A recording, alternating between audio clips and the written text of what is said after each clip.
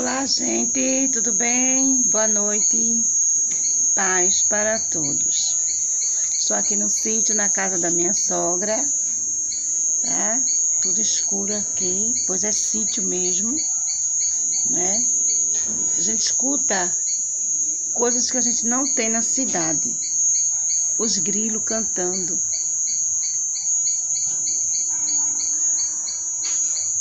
A paz, sossego. Os grilos louvando ao Senhor, né? A gente recebe calma, recebe paz, enquanto eles louvam. Enquanto eles estão louvando, adorando ao seu Criador, muitos nessa hora estão reclamando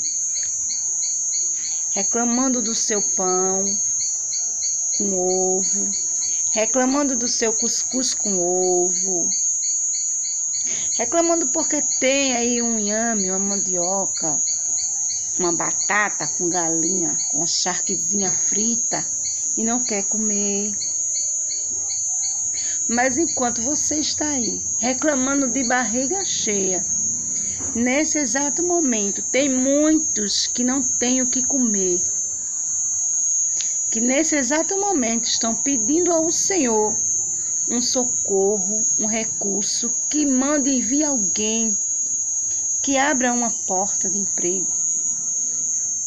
Então, que nós hoje e sempre possamos agradecer ao nosso Deus pelo que nós temos.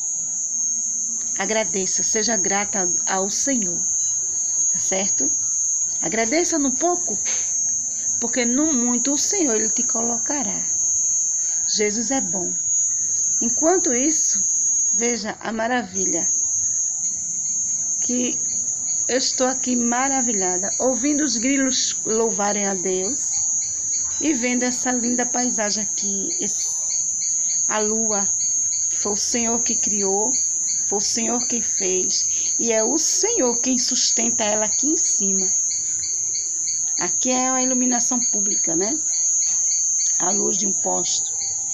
Mas assim, a lua é o Senhor que segura lá, porque Ele é poderoso. Amém? Deus abençoe a vocês. Beijo. Em breve estarei gravando outros vídeos, tá certo?